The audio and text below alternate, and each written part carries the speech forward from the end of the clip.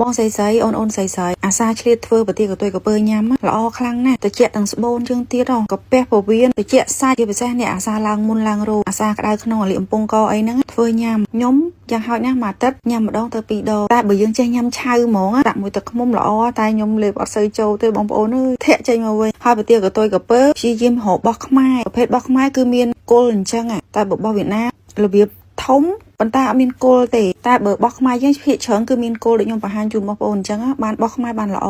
ចិត្តហើយហាន់កន់ទៅប្រទានេះគឺ2គីឡូហើយកាត់ស្លឹកតយមកផ្ទះហ្នឹងដាក់4-10ស្លឹកឲ្យឈ្ងុយមកបន្ទាប់មកគឺខ្ញុំដាក់ទឹក2លីត្របងប្អូនព្រោះញ៉ាំទឹកវាទៅវាត្រជាក់បងអូនចង់ដាក់ស្ករម៉ុងហ្វ្រូតក៏បានដែររបៀបឡំអញ្ចឹងណាញ៉ាំឲ្យត្រជាក់សាច់ត្រជាក់កាពះត្រជាក់ពវៀននេះអាសាឡើងរោឡើងមុនហ្នឹងក្តៅក្នុងហ្នឹងញ៉ាំទៅប្រទាហ្នឹងល្អណាស់ហើយពេលដែលយើងធ្វើឆ្អិនណាអត់មានក្លិនកពុលទេបងប្អូនហើយសាច់ឈប់ឆ្ងាញ់ណាខ្ញុំថែមត្រជាក់កាមបន្តិចខ្ញុំមានត្រជាក់កាមនៅក្នុងផ្ទះញ៉ាំចុះបើបងប្អូនមានក៏ដាក់ទៅបើអត់ទេមិនបាច់ទេខ្ញុំដាក់ត្រជាក់កាម2ខាំទៀតព្រោះខ្ញុំអ្នកលក់ត្រជាក់កាមអីចឹងត្រូវតែមានញ៉ាំ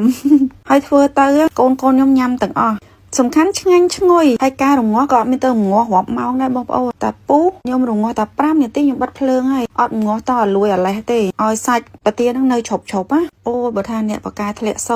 អាលៀកបងប្អូនញ៉ាំទៅវាត្រជាក់ពីខាងក្នុងហើយក្នុងផ្ទះគឺយើងញ៉ាំបានទាំងអស់ហ្នឹងស្រីប្រុសមនុស្សចាស់ក្មេងញ៉ាំបានទាំងអស់ខ្ញុំធ្វើញ៉ាំជាប្រចាំគ្រាន់ថាដែលបានថតវីដេអូបង្ហាញជូនបងប្អូនសោះដល់ថ្ងៃហ្នឹងឆ្លៀតថតមកបន្តិចតែឃ្មុំខ្ញុំចាស់ខែដល់អញ្ចឹងវារៀងកម្ៅធ្វើឲ្យដាក់ទូទឹកកកញ៉ាំហើយបើថាហត់ក្តៅក៏ឆ្ងាញ់ដែរណាបងប្អូនសំខាន់រសជាតិឆ្ងាញ់ឈប់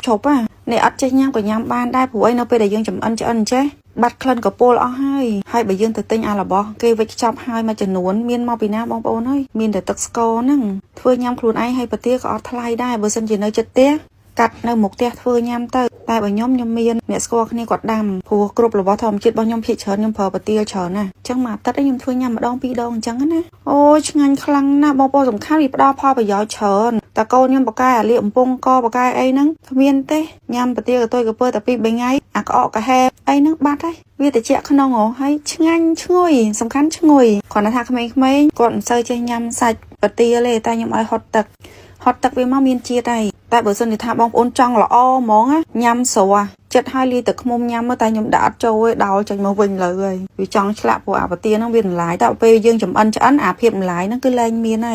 ហើយកូនខ្ញុំគឺថាហត់គ្រូហ្មងក្តៅហុយតិចអញ្ចឹងណាអូនឲ្យគាត់ញ៉ាំ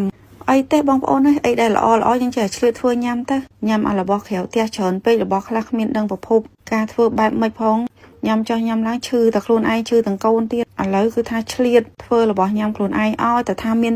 នផលប្រយោជន៍ហើយមើលគេញ៉ាំឡើងមានក្តីសុខហើយគេចូលចិត្តទៀតព្រោះឈ្ងុយអាស្លឹកតយហ្នឹងផងរបៀបឡំទៀតដល់ឆ្ងាញ់ណាបងប្អូន